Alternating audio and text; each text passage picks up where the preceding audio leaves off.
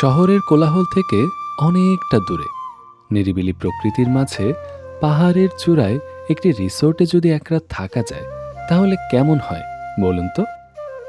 ঠিক তেমনই একটি রিসোর্টের সন্ধান আজ আমি আপনাদের দেব, যেখানে একাধারে আপনি ট্রেকিং এবং ট্রেইল দুটো স্বাদই নিতে পারবেন। বছরের যে কোনো সময় আসলেই এই ঝিরির দেখা পেয়ে যাবেন। আর আপনি যদি অ্যাডভেঞ্চার প্রিয় মানুষ হয়ে থাকেন তাহলে ঝিরির আশেপাশের ছোট ছোট গুহাও ঘুরে দেখতে পারেন।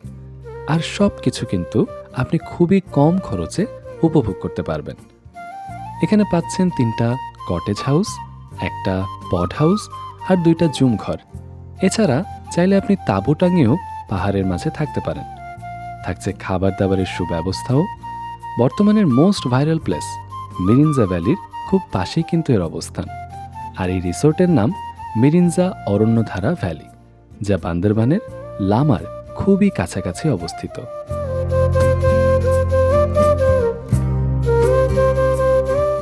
ঢাকা থেকে সরাসরি লামার, শ্যামলী অথবা হানিফ নন এসি বাস পাওয়া যায়। আপনি চাইলে লামার বাসে এসে 9 মাইল রাবার বাগান নামতে পারেন, অথবা ঢাকা থেকে আগে চকরিয়া যেতে হবে। এরপর লামাগামী যে কোনো সিএনজি, বাস বা চাঁদের গাড়ি নিয়ে নেমে পড়বেন 9 মাইল রাবার বাগান। ব্যাস, এখান থেকে শুরু হবে ভ্যালিতে পৌঁছানো ট্রেকিং।